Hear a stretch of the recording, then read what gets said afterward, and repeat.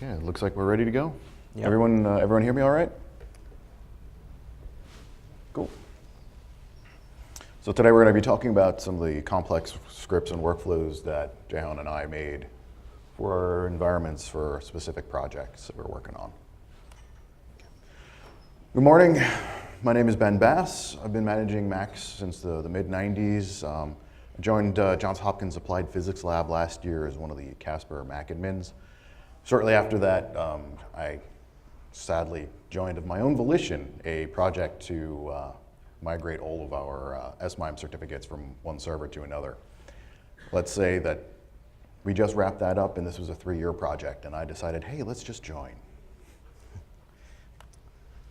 And hello, I'm Jehan Aziz. I have worked at National Geographic Society for 20 years, the first 10 being in cartography, the last 10 being in IT.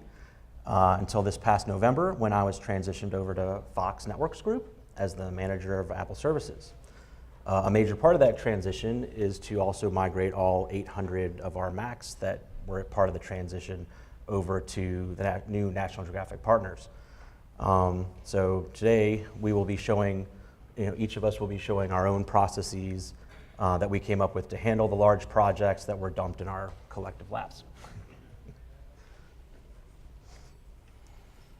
Okay. How to catch a dialog. Today, I'm going to give you some background on the project where we migrated our SMIME certificate infrastructure. I'm going to go over some of the tools that we used, touched on some of the functions and variables, as well as show you some demos. I'll be calling out different parts of the demo and show you what happens, what the user sees, and then show you kind of what happens behind the scenes.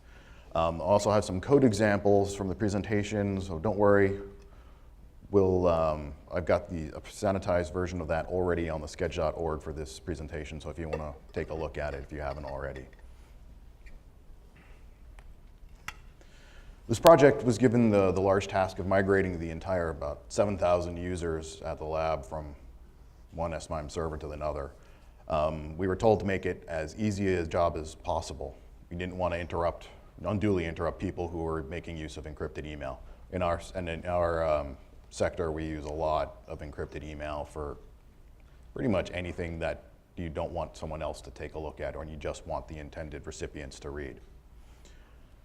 The whole team had to come up with a process that worked for both the Macs and the PCs. We're going to be focusing on the Mac piece because the PC piece was actually pretty straightforward and easy to work through.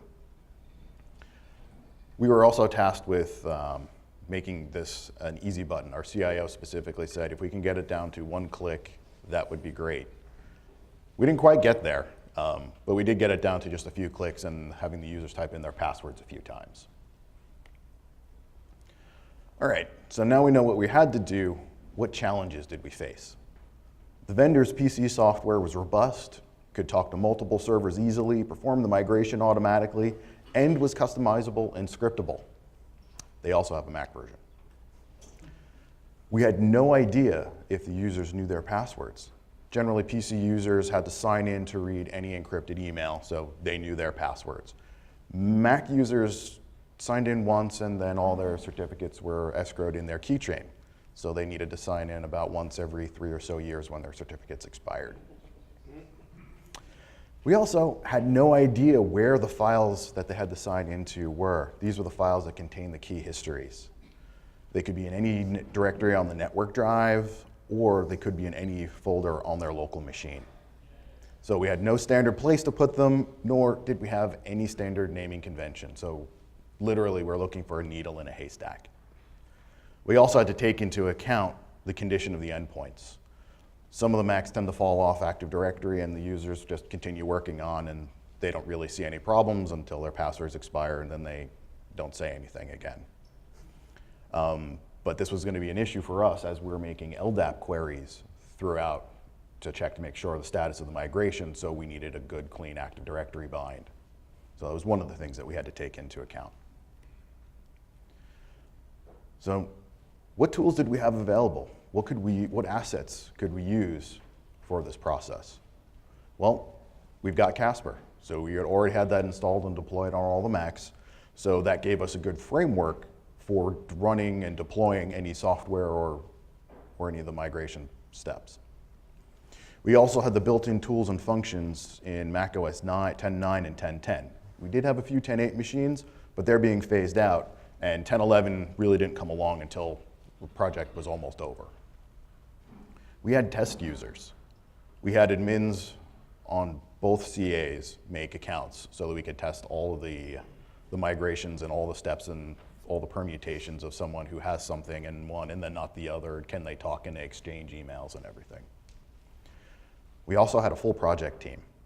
On this team, we had people with lots of different expertise and backgrounds, all providing different ideas and perspectives. This is very important. Don't forget about other people. You are not an island. Talk to your coworkers. Even if they don't have a specific technical solution, they might offer a different way of tackling the problem that you didn't even consider. Time. Time was actually somewhat on our side. We had plenty of time to test and break things and then fix them and then streamline the process and then break it and then fix it and break it and fix it again. We weren't worried about any licenses expiring, so we didn't have a specific drop dead date. However, we just had the impending dread of a 16-year-old server failing. We also had access to our full IT infrastructure. Since the Mac client was underwhelming and the PC client was functional, we were able to leverage our fairly robust virtual environment. We were also able to use our storage infrastructure as a bridge between the physical Macs that the users were using and the PC virtual environment where we were actually doing any of our migrations and recoveries. Okay. This is actually a cleaned up version of the roadmap that I had to come up with and showed to the project team. Don't worry, you don't have to read it. I'll be calling out little bits of it later on. But as you see, I didn't go into excruciating details. It was more breaking it out into functional blocks so I knew where I had to do certain things. And then if we needed to change things, it's just kind of move it around, keep it all portable. So each one of those is often a particular function or a group of functions. So we could move things around easily and I say, oh, we need to do this at this later step. It's much easier to do. But one of the big things that came out of the meeting where I was presenting this was we had two major branches. Either the users knew their passwords to their keychains, to the files with their certificate histories, or they didn't. So to determine if they knew their password, we had to ask them. We then had to set their decision as a variable. No, maybe not this type of variable. These are the types that we used. There are two main types: variables that are set within the script and variables that are passed to the script from the Casper policy itself. Using variables set in the policy allowed us quite a bit of flexibility. In this particular script, we make heavy use of the $3, which is the Casper built-in variable of the username running the policy. Since we're an AD shop, we required an AD login for Casper. This account was also the user's short name, which is also the name of their local home directory, as well as the account that they're using to mount their network drive. By using this one variable, we didn't have to derive who was logged in. It was provided for us. We also had this policy passing $4 through 7, which was actually very helpful later on in the policy. We were specifying 2 VMware view pools for the migrations, and as well as each if they were a published application or not. We had one incident where where we had an issue in our VM environment, and suddenly one pool wasn't responding. So instead of having to go in and actually change the meat of the script, just edit the policy, and in 2 minutes, we were back up and running. So while that left the team a chance to actually fix the pool that was broken, we could still get migrations done. All right, got a little demos here. It's often just a few little bits of video and then a little call out. So, all right, so here we've got the user clicking the policy, running it. They're of course reading all of the data that you spent, all the text you spent all that time writing. Policy starts running, and then they're presented with a dialog box. So nice, fast, easy. User clicked it. Now they're waiting. This is what happened behind the scenes. First thing we did was we actually installed some software on the machine to update the client software and update the configuration file so that it was now pointing to the new server from the old one. We're then we're checking to see if the machine is bound to Active Directory. If it's not bound, then we actually are using a trigger, a Jamf trigger, to call another policy that actually will attempt to bind the machine. If it doesn't bind it, then we craft an email to the help desk and say, hey, I'm not bound to Active Directory, can you help me? So the user just has to click send, and we can then open up a ticket and handle that machine later on. We then do an LDAP check. Have they already been migrated? If they've been migrated, we just stop. I mean, there's no reason to migrate them at that point. And as you saw, this was fairly quick and happens transparently. So if everything passes those tests, we then present them with the dialog. This is that dialog. We'll come back in a few minutes to kind of dissect this in a little bit. So continuing on, user then clicks on OK. Script picks back up again as they've now made their decision. And we see that their network drive is mounted. So this is what happened in that little time. We're checking to see if VMware Horizon is running. If it was, they would have received a pop-up asking them to close out of it. The reason we need it closed is that when we open a specific VM pool, once you log out, VMware closes automatically. That means if VMware is running, they're still doing something in the PC environment, and we should wait. Once VMware closes, we know they are done and can have the script pick back up again. So we're using if the VMware process is running as a pause. So we have got handing stuff off to the PC black box, and then we pick back up again after the work that they're done in the PC. We then checked if the network drive is mounted. If it isn't, we mount it. We also check to see if it's mounted more than once, that it's also been mounted by the correct person, and that it's mounted at the expected mount point. If the drive is mounted and any of the checks fail, we stop the process and yet again write a custom email to the help desk. So the user just clicks on send, and this one will say, hey, I'm having problems mounting my network drive. If we do have a clean mount, we then create a new directory on the network drive to store all the files. We then start searching for files on the network drive, copying them each into unique folders within that original folder. So this way we don't have to worry about files with the same names accidentally stepping on each other. Then we do the same search on a local drive and copy those files up to more unique folders on the network drive. Yeah, sorry this is a little dry, but next we then stat the files we just copied with the file name and the latest modification date. We then copy that file into a unique location and set the file name to be the user's username. Now we have the latest version of the file with their key history in a known location with a name that we can easily determine in both the Mac and PC environments. So we kind of do a lot of pouring, searching, and everything, and then we take what was known good and then say, hey, this is your latest one, and then we have it prepped so that when they go into the Windows environment, that file is the one that's opened up and prompted for their migration. The next step is we make sure that that's a valid file. If it is, we open up VMware. I actually had some permission issues where everything was copied in place and you go to open the file and, oh, you don't have access to that file for some reason. So if we don't check for that, things break later on. So we're continuing on.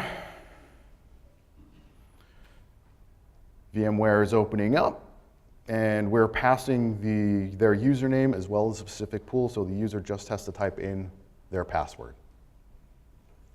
And while VMware is running, you'll see that the script is paused. So on the Mac, from the Mac perspective, we're just waiting. All right, so they do their work in the PC, and then they close out. We know that they're completed the work in the VM, so now we open up another dialog. Here we're asking if they want to export their certificates for their mobile devices. They then log back into VMware, but with this time it's going to be a published app and not a full Windows experience. What that means is that we just have to not watch for VMware view, but also for the process that is the published app is showing as. The reason we do this is that at times the published app will be the only thing running and VMware Horizon will close out. So we kind of have to watch and then kind of hand off what we're doing, what we're watching for. So this is a little snippet of the code that actually does that. So at the top, we're opening a VMware view URL where we're grabbing the username at, so this way they don't have to type in their username, and we're specifying the pool, which is actually coming down from the actual Casper policy. And we're setting the domain, so for the user, they just get a window, it pops up, they just type in their password and move on. So what we're doing next is we are actually checking for the VMware view process. If that's running, and in this one it's the console-based script host.app, that's what the PowerShell script is popping up as. So we're making sure that VMware view is running and the other one is not running.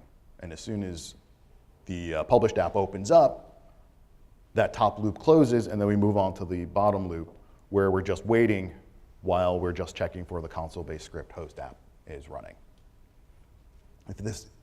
The only difference between this and the full version is we wouldn't have the top part because we'd just be looking for the VMware view. All right, so here we're going to close out of the PowerShell script, and we'll see that the policy picks back up again. We're then going to do an LDAP check to see if they've had a successful migration, and then we open up that newly migrated file. So here we are opening the dialog. We're just going to clear that. And since the Mac client is just really awesome, it loves opening up behind everything. So that's one of those things we got to watch out for. And I also want to call out in here, this is on the network drive, and we've got all of the individual files, each in their own numbered folders. It's just the number of the, whatever position they were in the array, and just created that number folder so we didn't have to worry about same file name stomping on each other. So, all right, so the second branch is if someone forgot their password.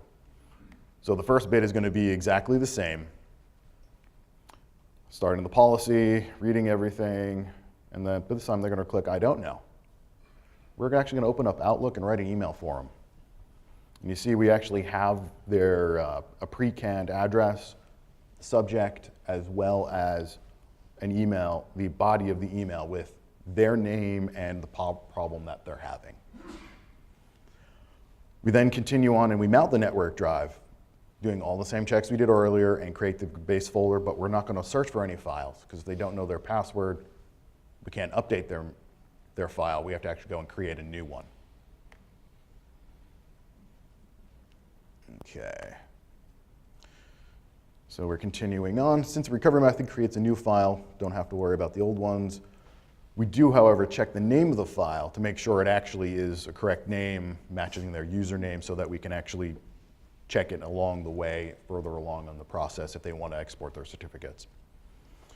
So here we're opening another success dialog, but we're using a different window type, the heads-up display versus utility. I've been trying to teach my users, if they see this type of window, that, hey, this is a good thing. You've successfully installed software, something's gone right.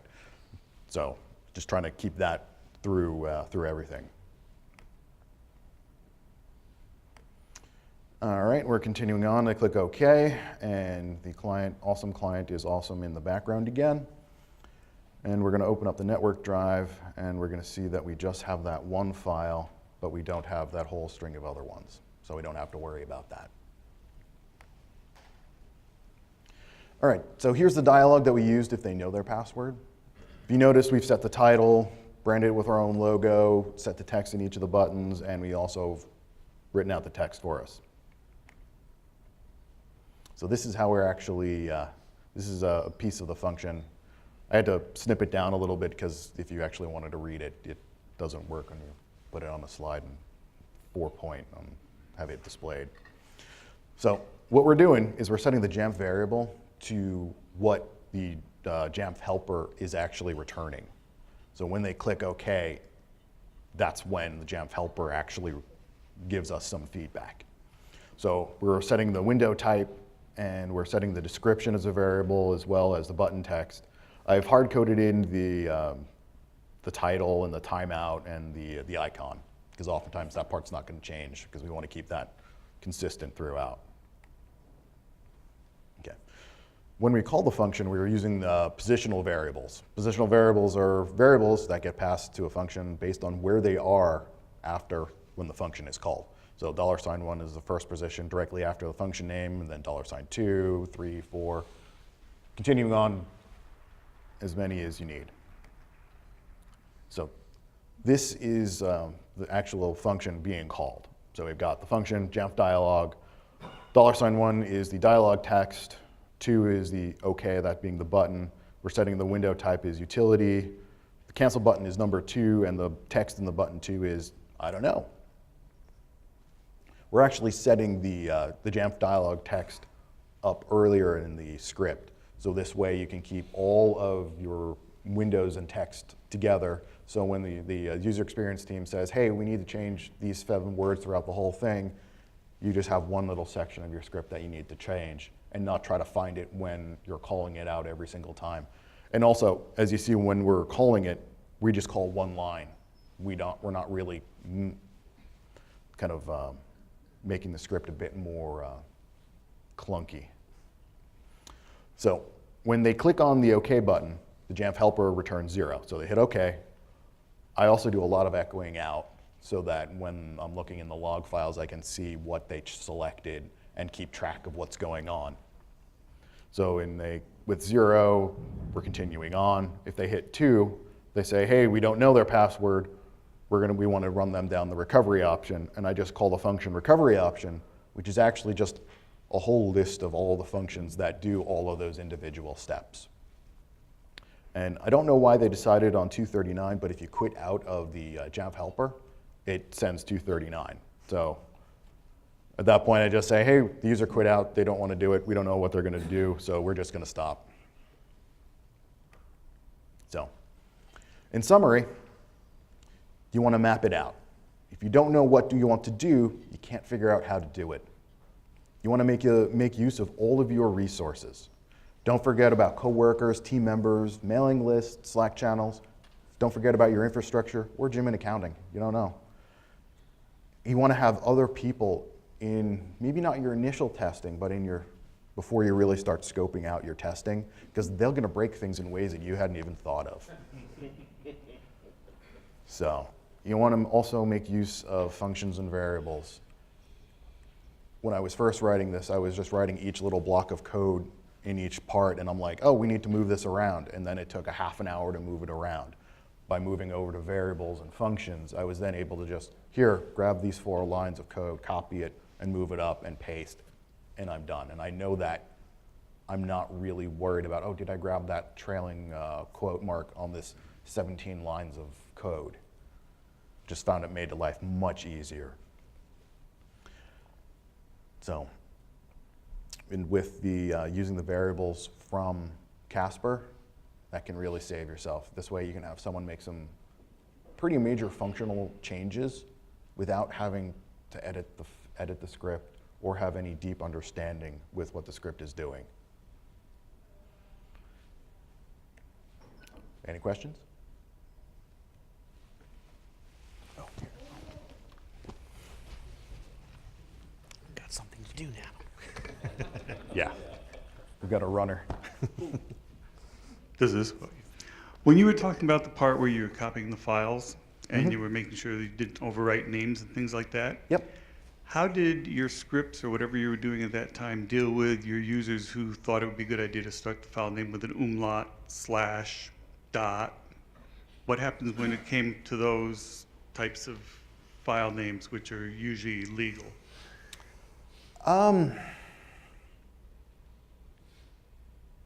Honestly, I don't know if I had too much of a problem with that because I was pretty much escaping the whole thing and doing a find and passing that on to rsync. And just building an array of everything and double quoting everything so you make sure you're actually getting the whole, bits. Any other questions?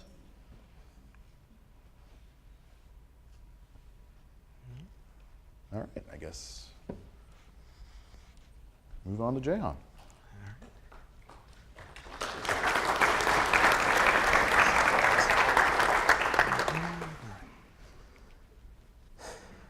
data migration.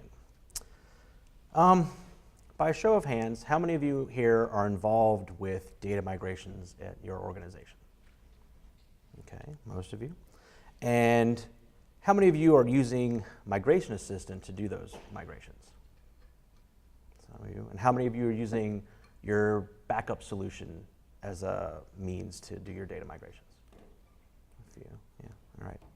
And how many of you would like to hand the whole thing off to junior level techs or even your users? Okay. So that was our goal when we had to migrate our 800 users from the old org to the new org. The process was actually, at National Geographic Society, we had built a completely user-focused new computer migration through self-service where we could, it was built to be able to hand off the computer to the user and a Thunderbolt cable, and they'd go through self-service, and it was 2 steps. They'd click the button to move their data over, and then they'd get into the new machine, and then click a button to complete the migration. But in this case, a lot of stuff changed because we were switching companies, so it got a little more complicated. So I'm going to give you some background on the project along with the hurdles we faced, and I'll show you the workflow we came up with and demo it, and elaborate on the tools we used and show you some of the code. So some of you may have heard National Geographic Society and Fox Networks Group started a new joint venture called National Geographic Partners. Since Fox Networks Group is the majority owner, all of the National Geographic Partners staff became Fox Networks Group employees. Stay with me. So my team was tasked with moving all these users, 800 max about, from National Geographic Society to the new National Geographic Partners. To complete the migration, we needed to replace or re-image every Mac. And contractors were hired to do the hands-on work, so the process needed to be as simple as possible and as automated as possible. Some of the hurdles we faced were that we needed the migration to work without the customer being present or even providing their password. The customer's Active Directory usernames were changing, the networks were changing, and of course, Casper environments were changing even in the middle of the process. The data migration starts on National Geographic Society's self-service and ends on Fox Networks Group self-service. The National Geographic Society uses CrashPlan, but Fox Networks Group does not, so we couldn't use that. And we also needed the process to accommodate migrating data to a new computer or to an external drive in the case where we were just re-imaging the existing Mac. And the old process was very complicated and had a lot of manual steps. So this is the new process that we came up with. Step 1, back up the customer's data. If the customer is getting a new Mac, the technician boots the new Mac into target disk mode and connects it to the old Mac. Then they run a self-service policy which rsyncs the customer's data to the new Mac in a temp location. If the customer is getting re-imaged, the technician connects a Thunderbolt drive, runs the same rsync or the same self-service policy, and the policy rsyncs the files to the Thunderbolt drive. If we are re-imaging the existing Mac, this interim self-service policy we fondly refer to as step 1.5 restores the customer's data to the temp location on the freshly re-imaged Mac, again via rsync. The final step is done by the customer. At this point, whether they've gotten a new Mac or a re-imaged one, the customer's data is in the same temp location, waiting to be moved into place. The customer logs in, creates their mobile managed account, logs into self-service, clicks on the complete data migration policy in self-service, and then this moves their data into their new home folder and fixes permissions. We're so excited about this process that we made a video and we'd like to play it for you now. The first step in the process is initiated by the technician logging in as an admin. They then connect either a new computer in target disk mode or an external hard drive.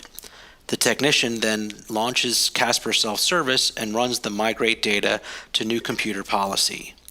The policy installs 4 scripts, a launch agent, and the Pashua app. The policy then runs the first script, which prompts the technician to choose the customer they want to migrate. The script calculates the home folder size of the chosen customer and makes sure that there is enough room on the new Mac. If not, you see the error that informs the technician that the customer needs to do some housekeeping. In this example, the technician chooses a customer that doesn't have too much data. They get a message that there is enough space and they are ready to continue. At this point, we run another script that uses rsync to copy the data to the new Mac. At the same time, the launch agent is running another script to calculate the completion percentage and pop up a notification with an estimated time to completion. Once the copy is complete, the technician sees the final pop-up and the old Mac is unbound from the network. This example illustrates the scenario where the old Mac is being re-imaged and the customer data has been backed up to an external drive. The technician logs into the freshly re-imaged Mac with the external drive attached. They log into self-service and run the restore files from external hard drive to re-imaged Mac policy. The technician is presented with a pop-up to choose from the list of customers they have backed up on their external drive. This initiates a script that uses rsync to copy the data from the external drive to a staging area on the Mac. When the process is complete, the staging area folder is opened in the Finder so the technician can verify the data was copied successfully.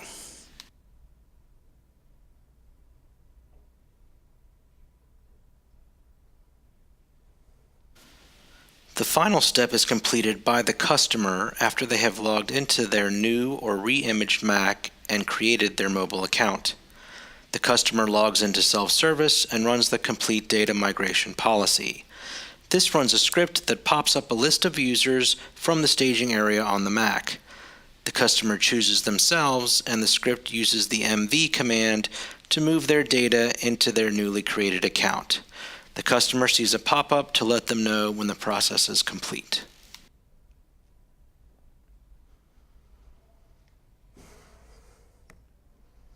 Looks simple, right? Well, here's what it took to make it that simple. There's a lot of planning and testing. The first thing you need to do is plan what it is you want to accomplish on a high level. Then start to break it down into the details of what you want to make happen and have manageable pieces. By making the process modular, it is easier to test the individual pieces and reuse them in other projects. It also makes each script easier to read, and that is why this is not just one big script. It helps to use something to get all of the group's thoughts written down so that you can work around the problem.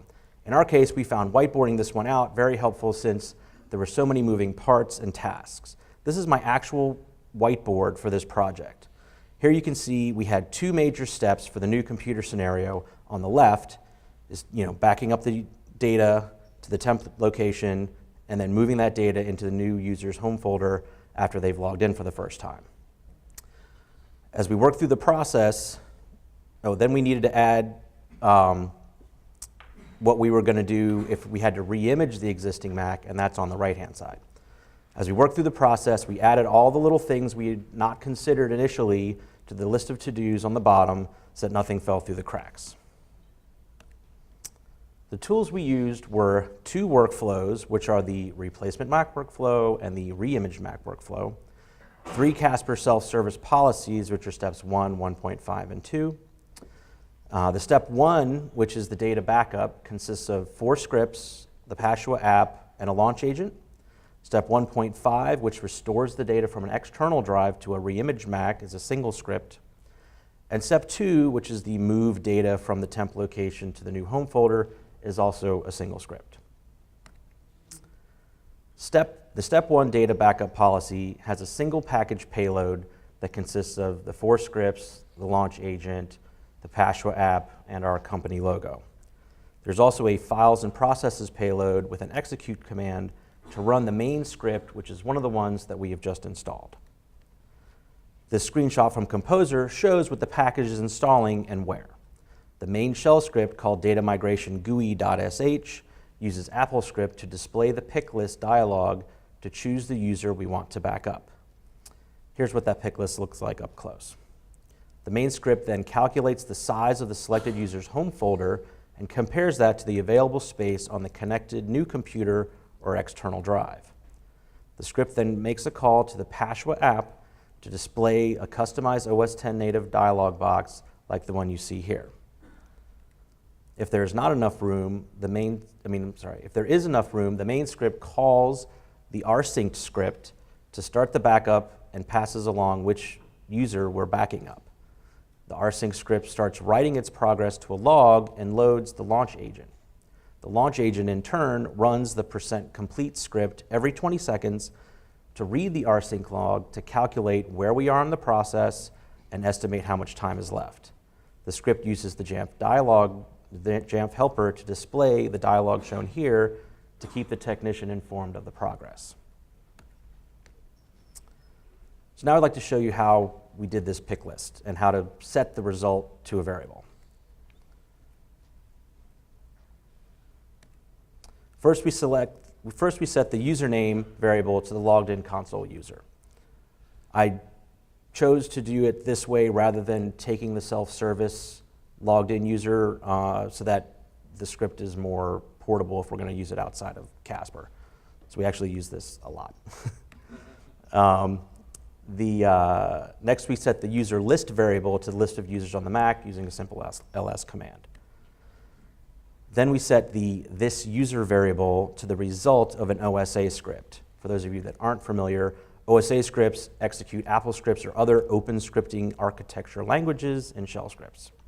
We run the OSA script in the context of the logged in user using the blue username variable here because scripts initiated by Casper run as root and the logged in user would not see the pop-up otherwise. I've broken this single line of OSA script into multiple lines just to make it easier to read here. Each -E indicates a new line of Apple script. In order to pass the user list variable to the Apple script, we use a run handler. Then any arguments following the script are passed as a list of strings to the parameter of the run handler. In this case, the green user list variable in the last line is passed to the red user's parameter of the run handler. The Apple script command choose from list creates the pick list dialog populated with the list from the user's parameter. So Pashwa, we also made use of Pashwa in this example, and it's an app that you can use to display customized OS X native looking dialog boxes from the shell.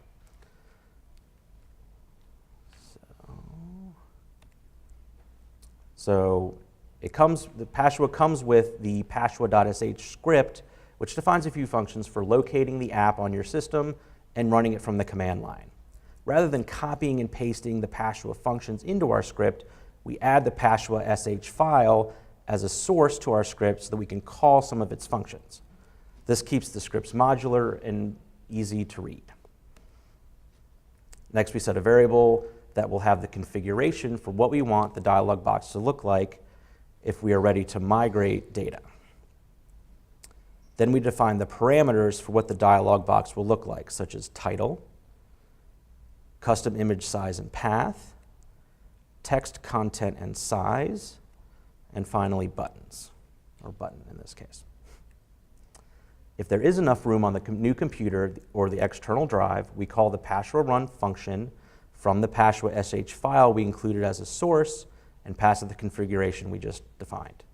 The Pashwa run function takes the configuration and launches the Pashwa app with our customizations.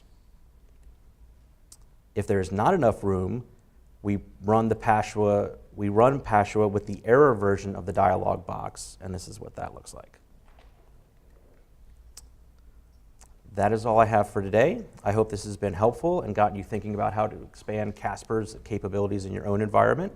I'd like to give a special shout out to Katie English from Jamf, who helped a lot in developing this workflow with us. I'd also like to thank Ben for motivating me to join him here today. And here's a link to where you can find more information about Pashwa. And thank you all for coming.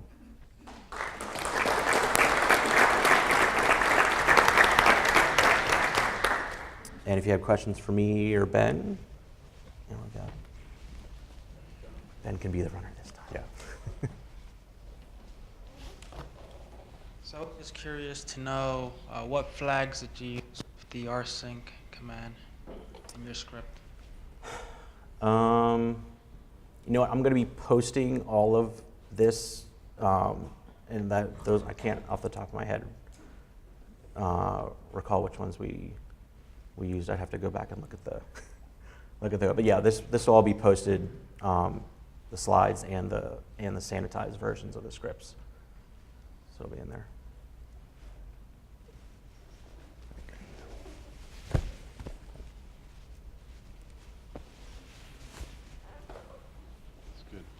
So I noticed that you were using rsync for all the transfers except one of the final transfers. Yes. And you were using MV, I think, in that. Did you have any issues with, resources and those kinds of things? Because typically I would expect you to move to use like Ditto or even just continue to use rsync for that move. And I wonder why you decided to use MV. So in that final move, the data is on the new computer in that temp location. So we don't want to leave that data there. We want to take it out of that location. So that's why we used MV rather than rsync or Ditto, because we didn't want to copy it. We just wanted to change the pointers and to get it into the user's new home folder and all of their documents folders, et cetera, and then fix permissions. So it's just really to avoid any cleanup. Yes. Right. Thanks.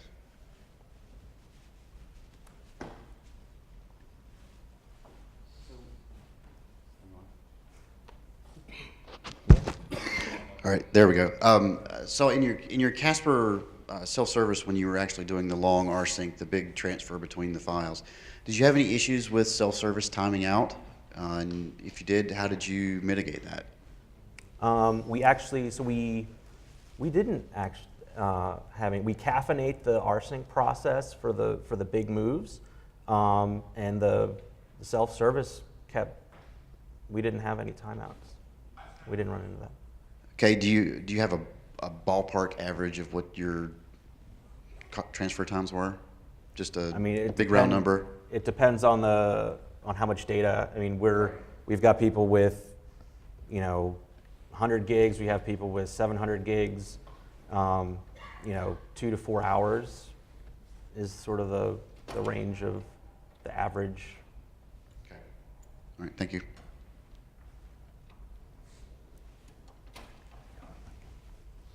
With your data migrations, were any of your machines using File Vault, or do you think that being able to move file vaulted users would also work?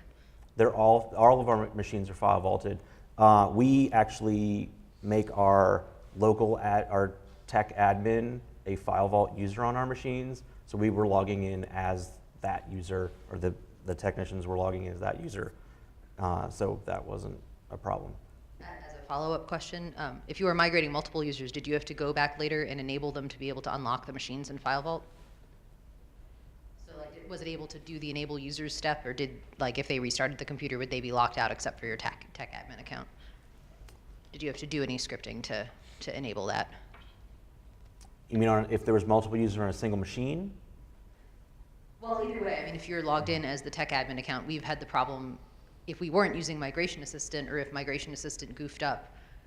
Everything's working fine until the user restarts the computer and they're like, hey, I only see your admin account. Where's my account? And I can't get in. We'd have to go down and re-enable. Oh, well, this is they're either getting a new machine or that machine's getting re-imaged, so we're sort of starting over fresh. So when they get the machine, then they're going to get prompted to re-enable File Vault and go through that process again.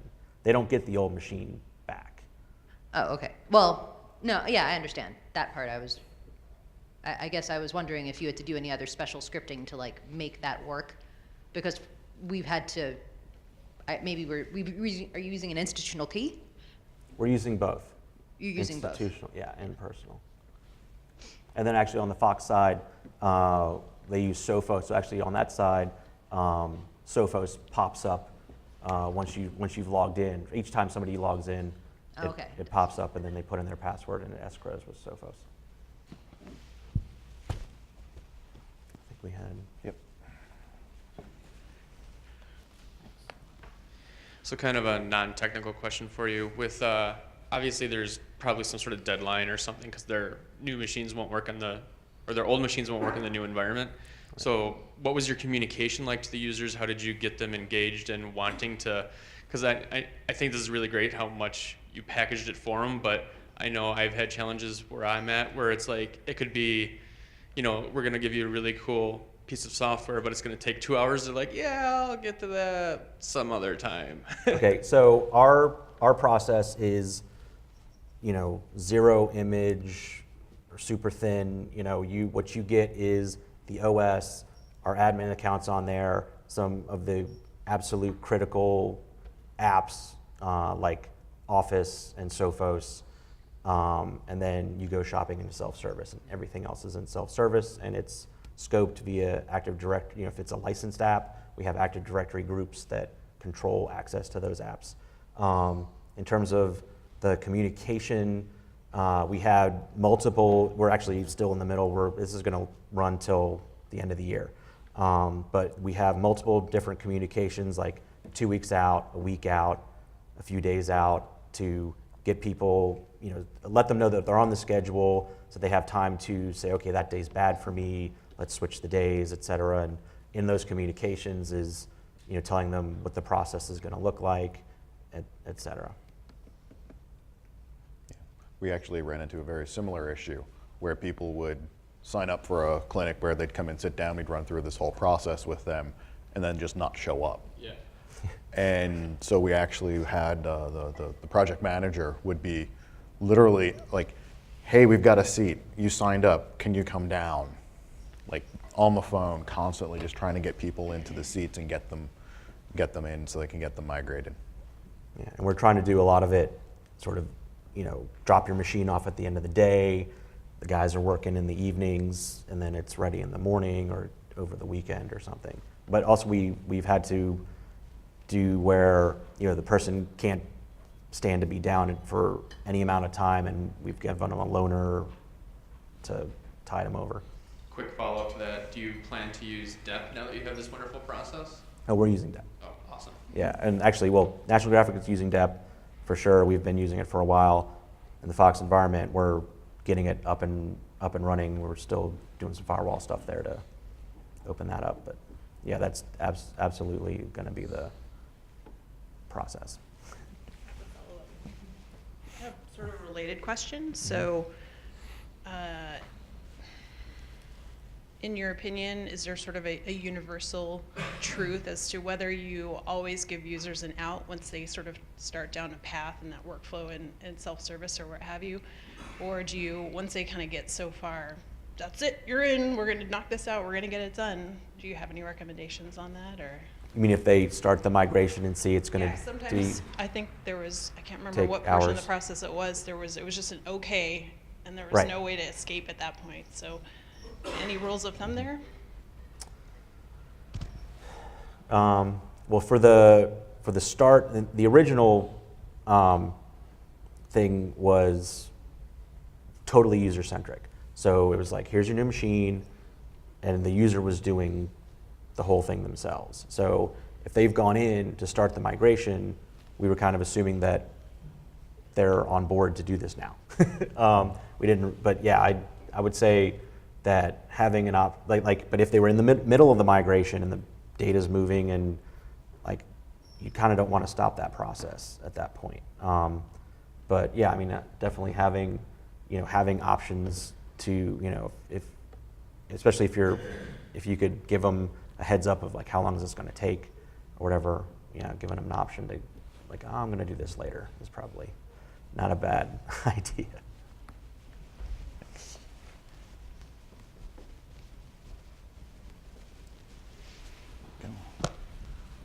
All the Jamf Casper stuff, is it in the cloud or do you host things locally? Our JSS is on-prem.